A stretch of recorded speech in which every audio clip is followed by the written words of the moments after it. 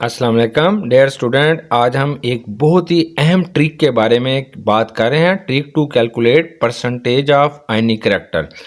तो ionic reactor किसी भी कंपाउंड के अंदर चेक करने के लिए हमारे पास दो मेथड आते हैं। एक को हम कहते हैं डाइपोल मूवमेंट मेथड के जरिए और दूसरा हमारे पास आता है हेनी स्मिथ फार्मूला। अब पहला जो है वो हम कैलकुलेट करते हैं by using the dipole movement method. तो परसेंटेज आयनिक रिएक्टर किसके बराबर होगा? इसको हम कहते हैं ऑब्जर्व डाइपोल मूवमेंट, जो हमने ऑब्जर्व किया गया होगा, divided by calculated dipole movement, या इसी को आपने आयनिक डाइपोल मूवमेंट भी कहते हैं, जो Q ज़रबे R के बराबर होता है, मल्टीप्लाई बाय 100। तो ये हमारे पास 100 से मल्टीप्लाई करेंगे। तो अब हम HF का, HCl का, HBr का, HI का सब मॉलिक्यूल्स का आयनिक रिएक्टर कैलकुलेट करेंगे। पहले तो यह है कि ये क्वेश्चन हमारे पास ऐसे आता है। फॉर एग्जांपल एक कंपाउंड है जिसका अब्जॉर्ब डाइपोल मूवमेंट जो है वो HF का हमारे पास 1.90 डिबाई है। अब ये जो HF का मॉलिक्यूल है, इस मॉलिक्यूल के पॉजिटिव और नेगेटिव एंड के दरमियान में, यानी नेगेटिव और पॉजिटिव एंड के दरमियान में जो डिस्टेंस है वो 0.917 10⁻⁻10 मीटर के बराबर है। इन दोनों के ऊपर जो चार्ज हमारे पास आ जाता है वो 1.6022 10⁻⁻19 कॉलम के बराबर है। जब हम इसका डाइपोल मूवमेंट मालूम करते हैं तो आप इसे चार्ज ज़रबे डिस्टेंस को मल्टीप्लाई करते हैं, तो इसका जो जवाब हमारे पास आ जाता है वो 1.469 10⁻⁻29 कॉलम मीटर या मीटर कॉलम के बराबर हो जाएगा। अब हमने इस रकम को डिबाई के अंदर कन्वर्ट करना है। हम जानते हैं कि 1 डिबाई जो होता है वो 3.36 10⁻⁻30 मीटर कॉलम के बराबर है। जब इस रकम को आप इससे डिवाइड करते हैं तो वी गेट 4.4 डिबाई। तो ये जो हमारे पास डाइपोल मूवमेंट आ गया है, इसको हम कहते हैं कि ये हमारे पास एक्सपेरिमेंटल डाइपोल मूवमेंट है, या इसी को आप कहते हैं कैलकुलेटेड डाइपोल मूवमेंट है, या इसी को आप कहते हैं कि ये आयनिक डाइपोल मूवमेंट है। अब परसेंटेज आयनिक रिएक्टर का हम फार्मूला क्या लगाएंगे? तो हम लिखेंगे परसेंटेज आयनिक रिएक्टर बराबर है observe dipole movement divided by ionic dipole movement multiply by 100। तो ये जो ऑब्जर्व डाइपोल मूवमेंट इस कंपाउंड का हमने मालूम किया था वो 1.90 है, जबकि ये कैलकुलेटेड डाइपोल मूवमेंट है 4.4 मल्टीप्लाई बाई 100। तो इसका जवाब आ जाएगा 43.2%।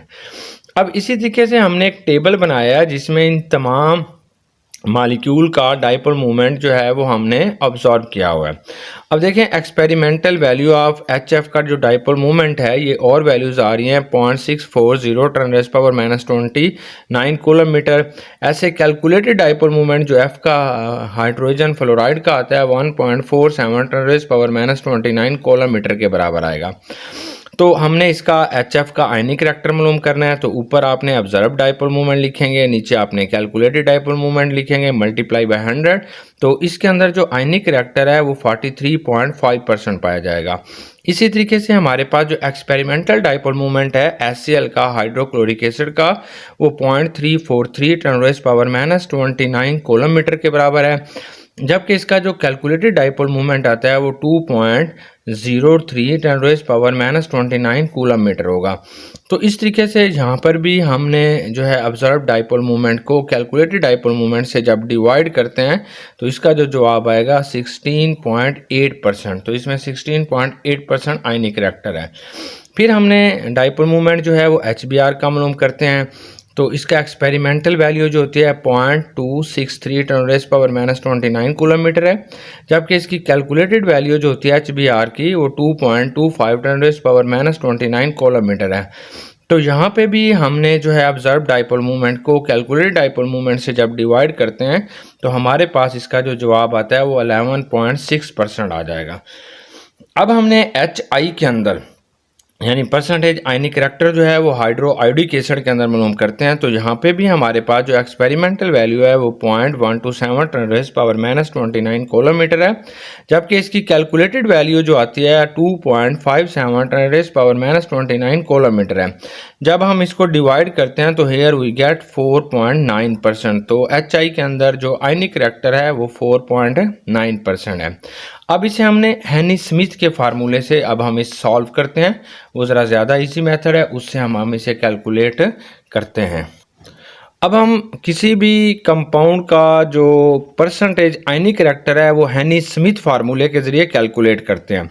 ये हैनी स्मिथ का फार्मूला क्या होता है कि हमने दो एलिमेंट जो भी हैं ए एंड बी है, इन दोनों का इलेक्ट्रॉन नेगेटिविटी लेना है, फिर उनका डिफरेंस लेना है, फिर हम इस फार्मूले को यूज़ करेंगे। फॉर एग्जांपल हम पहले HF का आयनिक करैक्टर लेना चाहते हैं, तो इन दोनों का आपने इलेक्ट्रॉन नेगेटिविटी डिफरेंस लेना है। तो हम जानते हैं कि हमारे पास हाइड्रोजन की जो इलेक्ट्रॉन नेगेटिविटी है वो 2.1 है, जो फ्लोरीन की इलेक्ट्रॉन नेगेटिविटी है वो है 4। जब 2.1 को इससे हम जो है वो डिफरेंस लेते हैं तो 1.9 इन दोनों का हमारे पास जो है इलेक्ट्रॉन नेगेटिविटी डिफरेंस आएगा। अब ये फार्मूला क्या होता है, परसेंटेज आयनिक करैक्टर बराबर है तो ये 16 आएगा। इन दोनों का जिसका भी आपने परसेंटेज आयनिक करैक्टर मालूम करना है उन दोनों का इलेक्ट्रॉन नेगेटिविटी डिफरेंस लेंगे जमा 3.5 जो जवाब आएगा, फिर उनके इलेक्ट्रॉन नेगेटिविटी डिफरेंस का स्क्वायर लेंगे और 3.5 से ज़रब देंगे, जो उसका जवाब आएगा वो हमारे पास उसका परसेंटेज आयनिक करैक्टर होगा। फॉर एग्जांपल अभी हमने HF का मालूम करना है, तो HF का जो हमने इलेक्ट्रॉन नेगेटिविटी डिफरेंस कैलकुलेट किया वो 1.9 है, तो ये 16 लगाएंगे और 1.9 से इसे ज़रब देंगे, प्लस करेंगे 3.5, यहाँ पे 1.9 का स्क्वायर लेंगे तो इसका जो आयनिक करैक्टर आएगा वो 43.04% आ जाएगा। अब सिमिलरली हमने HCl का आयनिक करैक्टर जो है मालूम करना है। हम जानते हैं HCl में भी सेम यही चीज़ है कि ये जो हमारे पास हाइड्रोजन है इसकी इलेक्ट्रॉन नेगेटिविटी 2.1 होती है, जबकि क्लोरीन की इलेक्ट्रॉन नेगेटिविटी जो होगी वो 3 होगी। इन दोनों का जो डिफरेंस आ रहा है वो 0.9 आ रहा है, तो बिल्कुल उसी फार्मूले में 16 लिखेंगे, 0.9 या 0.9 लिखेंगे, इससे आपने मल्टीप्लाई करना है, दोनों का इलेक्ट्रोनेगेटिविटी डिफरेंस है जमा 3.5 है और 0.9 का आपने स्क्वायर लेना है, तो 17.24% जो है वो आयनिक करैक्टर HCl के अंदर आ जाएगा। अब हमने लेना है HBr का कि HBr का इलेक्ट्रोनेगेटिविटी डिफरेंस क्या होगा। तो हम जानते हैं कि ब्रोमीन जो होती है इसकी जो इलेक्ट्रोनेगेटिविटी HBr में जो Br है उसकी जो इलेक्ट्रोनेगेटिविटी होती है वो 2.8 है, जबकि हाइड्रोजन की जो इलेक्ट्रोनेगेटिविटी है वो 2.1 है। इन दोनों का जो डिफरेंस होगा वो 0.7 आएगा। तो बिल्कुल वैसे ही परसेंटेज आयनिक करैक्टर इन HBr, तो 16 लेंगे मल्टीप्लाई बाई 0.7 प्लस 3.5 है, फिर 0.7 का स्क्वायर लेंगे, 12.92% जो आयनिक करैक्टर होगा वो HBr में आ जाएगा। अब हमारा लास्ट है कि आयनिक करैक्टर इन HI में कितना होगा। तो हम जानते हैं कि HI में इलेक्ट्रोनेगेटिविटी डिफरेंस कितना होगा। तो आयोडीन जो होती है इसकी इलेक्ट्रोनेगेटिविटी होती है 2.5, हाइड्रोजन की होती है 2.1, तो दोनों का जो फ़र्क आएगा वो 0.4 आएगा। तो वही फार्मूला 16 मल्टीप्लाई बाई 0.4 प्लस 3.5 और फिर 0.4 जो है उसका आपने स्क्वायर लेना है, क्योंकि इलेक्ट्रोनेगेटिविटी डिफरेंस का हमने यहाँ पे स्क्वायर लेना होता है, और फिर आप इसे 3.5 से मल्टीप्लाई करेंगे तो इसका जवाब जो होगा 6.96% आ जाएगा। आप किसी भी मालिक्यूल के अंदर जो है वो उसका आयनिक करैक्टर मालूम कर सकते हैं अगर हैनी स्मिथ के फार्मूले को यूज़ करते हैं।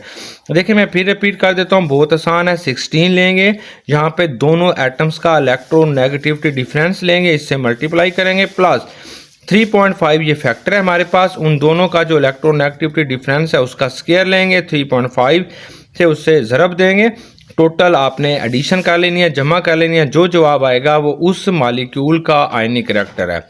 उम्मीद है कि आपको ये बहुत अच्छे तरीके से समझ आ गया होगा। नेक्स्ट हम आयनिक कंपाउंड का आयनिक करैक्टर मालूम करेंगे, जैसे NaCl है, KCl एटसेट्रा। वस्सलाम।